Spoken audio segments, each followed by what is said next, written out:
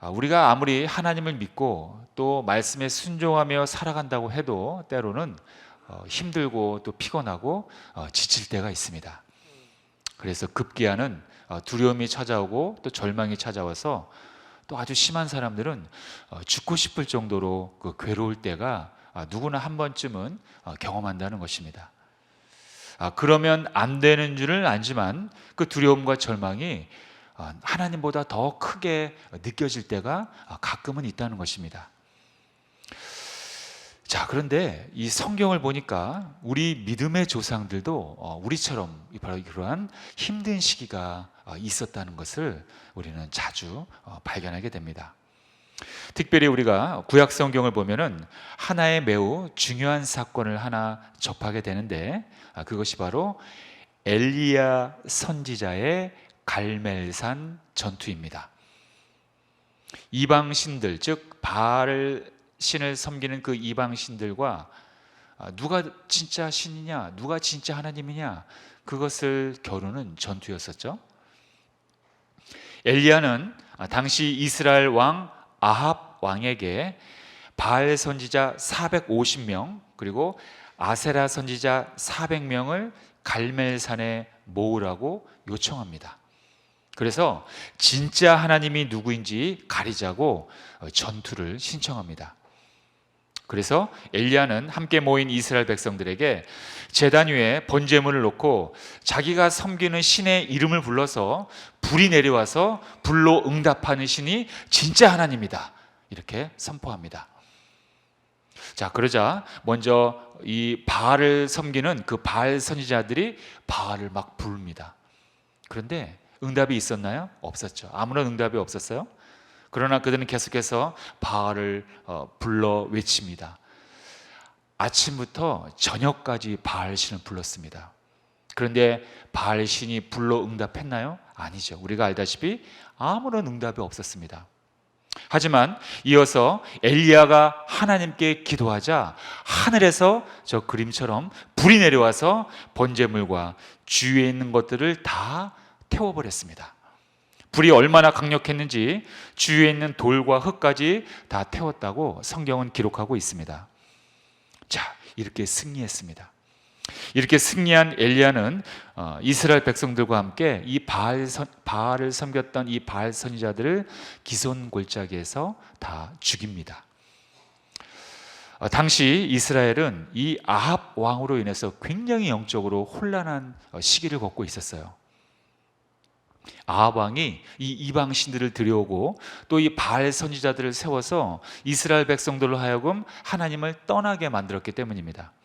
하지만 엘리야 선지자는 이 갈멜산 전투를 통해서 이 바알 선지자들을 다 멸절함으로 인해서 이스라엘 백성들에게 진짜 신은 하나님이라는 것을 보여주었습니다. 그래서 이스라엘 백성들이 우상을 섬겼던 이스라엘 백성들이 다시 하나님으로 돌아올 수 있는 커다란 계기가 되었던 사건이 바로 저 갈멜산 전투였다는 것입니다. 자, 그런데 이렇게 위대한 전투를 벌였던, 이러한 영적 전쟁을 했던 엘리야에게 한 가지 안 좋은 소식이 들어오게 됩니다.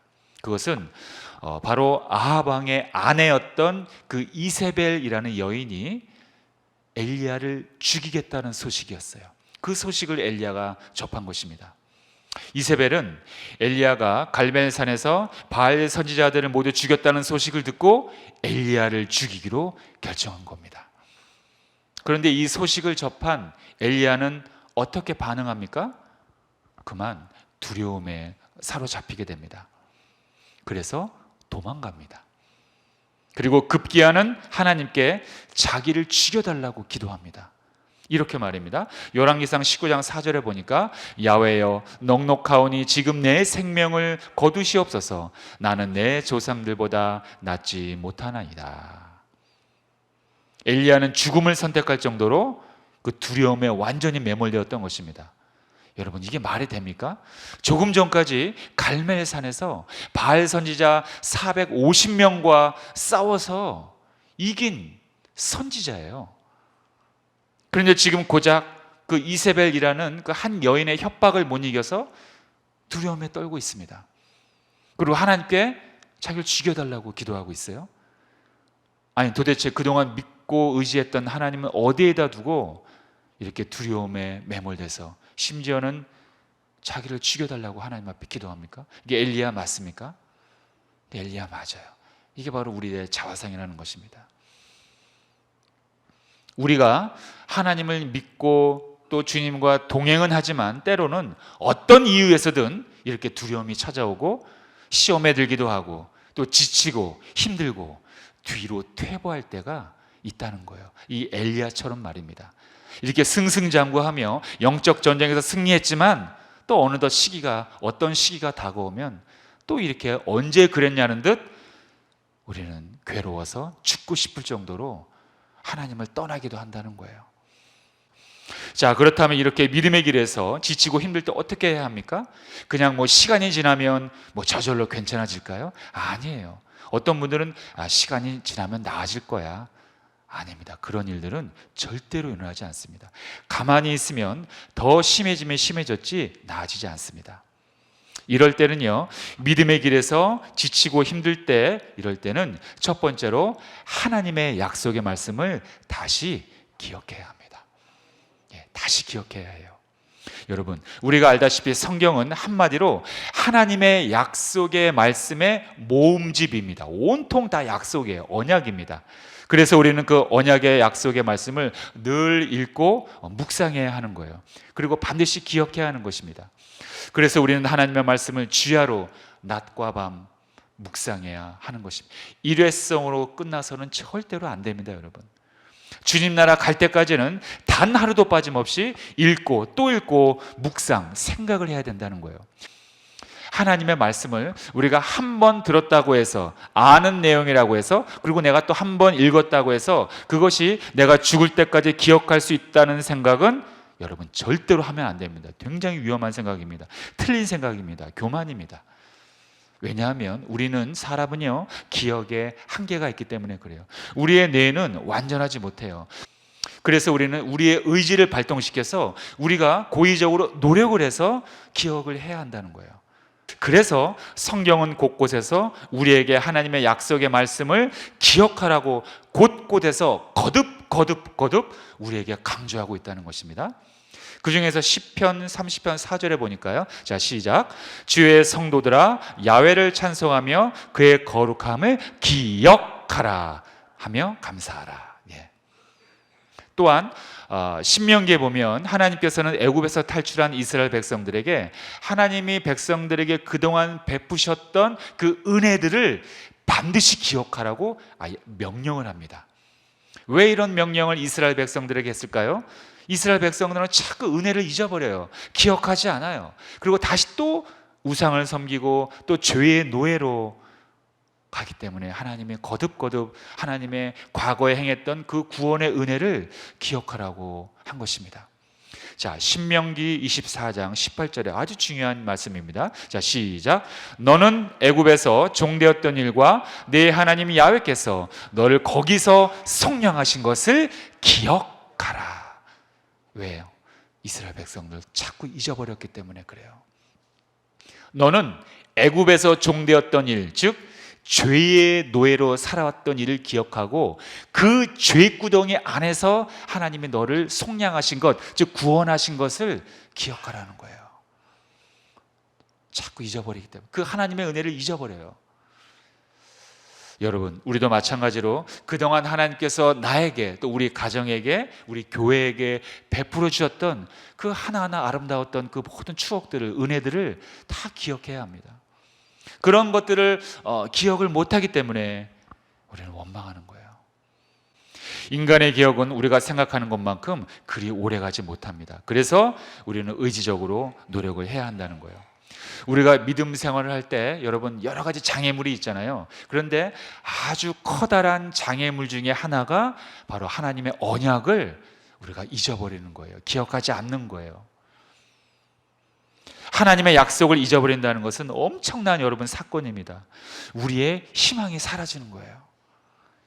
그래서 믿음이 없는 사람들은 이 환난을 당하면 하나님을 의지하는 것이 아니라 첫 번째로 물질을 의지합니다. 그리고 법과 제도를 우선적으로 의지한다는 거예요. 그러나 그 마음속에는 여전히 두려워하고 있습니다. 그러나 우리 믿음의 성도들이 환난을 당할 때는 똑같이 환난을 당하지만 무엇보다도 하나님께서 우리를 향한 그 언약을 먼저 기억하고 의지한다는 거예요.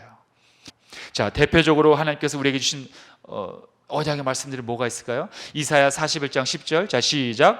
두려워하지 말라. 내가 너와 함께함이라. 놀라지 말라. 나는 네 하나님이 됨이라. 내가 너를 굳세게 하리라. 참으로 너를 도와주리라. 참으로 나의 의로운 오른손으로 너를 붙들리라. 이렇게 약속하셨다는 거예요. 그런데 우리는 이러한 약속의 말씀을 기억하지 못하면 여지없이 하나님이 내 마음에서 떠나는 것입니다.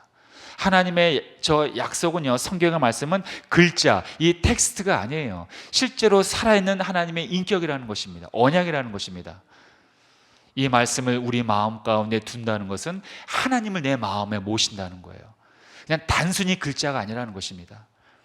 그래서 하나님의 약속의 말씀을 기억하지 못하는 것, 잊어버리는 것은 우리에게 희망이 사라지고 우리에게 멸망이 찾아오는 것입니다. 그러므로 우리는 하나님의 약속의 말씀을 반드시 기억해야 합니다. 그러기 위해서 늘 말씀을 읽고 쓰고 묵상해야 한다는 거예요. 여러분, 이러한 하나님의 말씀이, 저런 하나님의 말씀이 보다 더 강하게 우리를 붙잡아주는 게 이 세상에 있을까요? 없어요.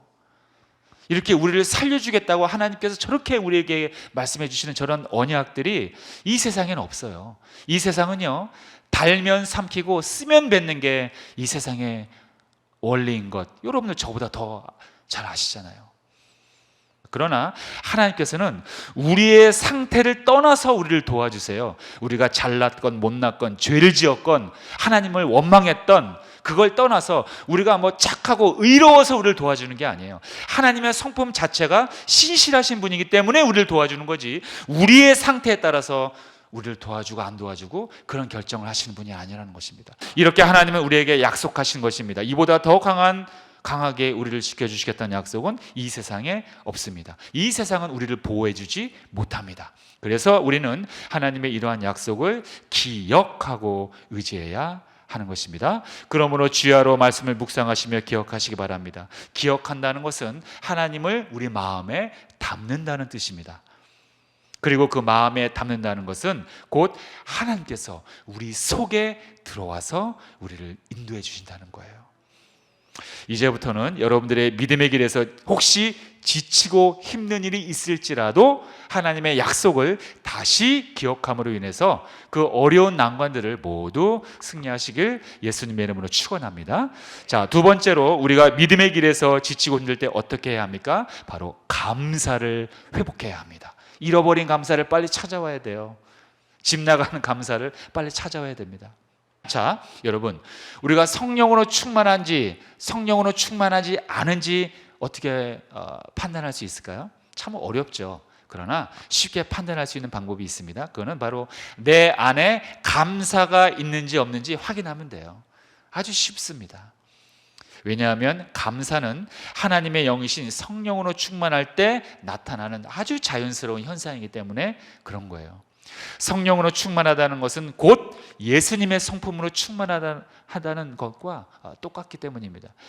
우리 주위에 보면 똑같은 신앙생활을 해도 늘 불평하는 사람이 있고 똑같은 신앙생활을 해도 늘 감사하는 사람이 있습니다. 그런데 그 감사의 고백을 하는 사람을 좀 환경을 보면 감사할 만한 환경은 아니에요. 그런데도 불구하고 감사하고 있어요. 그런데 더 정말로 웃지 못할 일은 불평하는 사람들은 그 감사하는 사람들을 비웃어요. 바보 같다고. 저 사람은 감사할 만한 환경도 아닌데 감사하고 있다고 은근히 비웃습니다. 그러나 그것은 잘못된 신앙입니다. 하나님이 가장 싫어하는 교만이에요. 우리는 감사하는 사람을 비웃으면 절대로 안 됩니다. 하나님은 우리가 모든 범사에 감사하는 것이 분명한 하나님 뜻이라고 명확하게 우리에게 말씀하셨습니다. 데살로니가전서 5장 18절. 자, 시작. 범사에 감사하라. 이것이 그리스도 예수 안에서 너희를 향하신 하나님의 뜻이니라. 예, 그렇습니다. 아멘입니다. 저도 아멘입니다. 하나님의 명확한 뜻이에요. 해두고만 안 해두고만 그런 게 아니에요. 우린 이걸 왜 기억하지 못합니까? 그렇다면 우리는 왜 범사에 감사해야 되죠? 그것은 하나님께서 선하고 인자하신 뜻으로 우리의 모든 삶, 즉 범사를 인도해 주신 분이라는 것을 믿고 있기 때문에 그런 겁니다. 하나님은 반드시 약속을 지키시는 분입니다. 이 말을 조금 전에 말씀드렸듯이 신실하신 분이라는 거예요. 우리를 지켜주시겠다는 약속, 우리를 보호해 주시겠다는 약속, 그리고 우리를 죄에서 구원해 주시겠다는 약속, 이 모든 것들을 다 지켜주시고 이행해 주시라는 분이라는 걸 우리는 믿는다는 것입니다. 그러므로 우리는 모든 범사에 하나님께 감사드릴 수 있다는 거예요. 비록 나의 환경이 지금 어려울지라도 하나님께서 나를 지켜주시겠다는 그 약속을 믿기 때문에 그 믿음에 의하여 우리는 하나님께 감사드릴 수 있다는 거예요. 성도 여러분, 어떠한 일이 있어도 주님께 감사하시기 바랍니다. 그래야 우리가 지치고 힘들 때 하나님을 바라보며 다시 힘을 얻게 되는 거예요. 자, 그렇다면 우리가 좀 더 구체적으로 무엇을 감사해야 할까요? 가장 중요한 것이 있습니다. 뭐 여러 가지가 있겠지만 가장 근본적으로 우리가 먼저 감사해야 할 것이 바로 구원의 은혜입니다. 예수님 때문에 구원받은 것을 우리는 감사해야 돼요. 너무 당연한 거라서 어떤 사람은 감사 안 할 수 있겠지만 그 너무나 당연한 것 때문에 예수님은 죽으셨다는 겁니다. 여러분, 이 세상에서 우리 살려내려고 누가 죽겠어요? 예수님이 그렇게 하셨다는 겁니다. 우리는 예수님께 받은 은혜 중에서 가장 큰 은혜가 바로 구원의 은혜입니다. 예수님께서 십자가에서 우리의 죄값을 대신 치르심으로 인해서 우리가 죽음에서 해방되었다는 거예요. 우리가 죽지 않을 수 있게 되었다는 것입니다. 에베소서 2장 5절, 자 시작. 허물로 죽은 우리를 그리스도와 함께 살리셨고 너희는 은혜로 구원을 받은 것이니라. 은혜, 여러분 은혜가 뭐죠? 이 돈으로 어떤 값으로는 환산이 안 되는 것입니다. 그래서 환산이 안 되기 때문에 그냥 우리에게 주셨다는 거예요. 이 엄청난 겁니다. 그냥 주신 선물입니다. 우리가 받은 구원은 우리의 노력이나 우리의 공로로 주어진 것이 아닙니다. 구원은 오직 예수님의 공로로 얻은 우리가 받은 선물이라는 거예요. 뭐라고요? 구원은 오직 예수님의 공로로 얻은 선물입니다. 우리가 예수님 때문에 우리가 받았다는 것입니다. 자, 너무나 유명한 말씀이죠. 에베소서 2장 8절, 자 시작. 너희는 그 은혜에 의하여 믿음으로 말미암아 구원을 받았으니 이것은 너희에게서 난 것이 아니요 하나님의 선물이라. 선물이에요, 선물. 이 얼마나 축복입니까? 여러분, 모든 사람들은요 죄 가운데서 태어나서 죄만 짓고 살다가 죄 때문에 죽어야 하는 그런 절망적인 존재가 바로 우리의 인간 아닙니까? 그러나 주 예수 그리스도께서 이 땅에 오셔서 우리를 대신하여 십자가에서 죽으심으로 인해서 우리가 지금 죽지 않게 되었다는 거예요. 우리가 영생을 얻게 되었다는 거예요. 우리가 부활을 얻게 되었다는 것입니다. 우리의 죄값을 다 지불하시고 부활하여 우리에게 구원, 즉 영생의 선물을 우리에게 주셨다는 것입니다. 그래서 우리가 그러한 예수님을 믿는 믿음으로 구원받고 하나님의 자녀가 된 것입니다. 그러므로 우리는 이러한 주님의 은혜에 합당한 감사의 삶을 살아라. 이것이 바로 하나님이 우리에게 주신 자녀답게 살 수 있는 그러한 상태를 우리에게 주신 거예요. 우리는 예수님의 은혜 없이는 살아갈 수가 없다는 것입니다. 그러므로 우리는 지치고 힘들 때 우리를 위하여 십자가를 지시고 부활하신 주님의 은혜를 기억하며 감사로 살아야 한다는 것입니다. 그럴 때 우리의 지친 삶이 회복된다는 거예요. 여러분들 이렇게 사시는 여러분들 되시길 주님의 이름으로 축원합니다. 자, 마지막 세 번째로 우리가 믿음의 길에서 지치고 힘들 때 어떻게 살아야 합니까? 그것은 바로 능력의 공급자이신 하나님을 의지해야 합니다. 오늘 처음에 읽었던 오늘 본문이죠. 우리가 지치고 힘들 때 누구를 의지해야 하는가? 분명히 선포하고 있습니다. 다시 한번 읽겠습니다. 자, 시작. 너는 알지 못하였느냐? 듣지 못하였느냐? 영원하신 하나님이 야훼 땅끝까지 창조하신 이는 피곤하지 않으시며 곤배하지 않으시며 명철이 한이 없으시며 피곤한 자에게는 능력을 주시며 무능한 자에게는 힘을 더하시나니 소년이라도 피곤하며 곤비하며 장정이라도 넘어지며 쓰러지되 오직 야훼를 앙망하는 자는 새 힘을 얻으리니 독수리가 날개치며 올라가면 같을 것이요 다른 박질하여도 곤배하지 아니하겠고 걸어가도 피곤하지 아니하리로다. 아멘. 이 말씀 자체에 무슨 설명이 필요하겠습니까? 성경은 우리에게 이렇게 분명하고 명확하고 자세하게 우리에게 가르쳐주고 있어요. 마치 우리가 믿음의 길에서 지치고 피곤해할 것을 하나님은 미리 아시고 저렇게 말씀을 주신 거예요. 얘들아, 다른 것 의지하지 마. 너희들 분명히 내가 이렇게 말씀 주지 않으면 분명히 세상 의지할 거야. 세상에서 나오는 것 분명히 의지할 거야.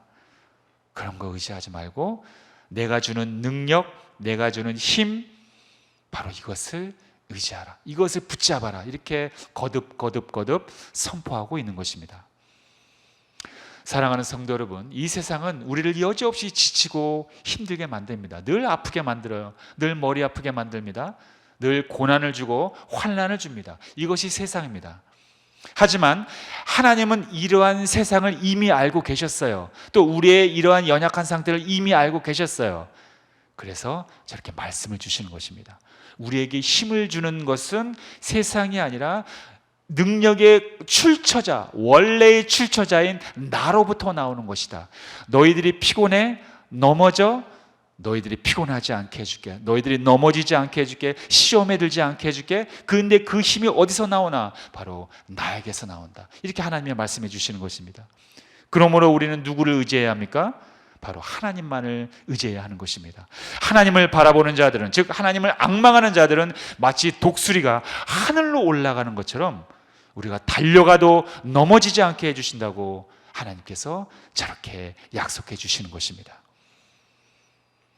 혹시 지금 이 자리에 여러분들 중에 믿음의 길을 가고는 있지만, 하나님을 믿고는 있지만 지치고 힘드신 분들이 있다면 오늘 들으신 말씀처럼 하나님의 약속과 감사를 다시 회복하시고 우리에게 힘을 주시는 유일한 야훼 하나님을 전적으로 의지함으로 말미암아 다시 믿음의 세계로 회복하시는 여러분들 되시길 예수님의 이름으로 축원합니다.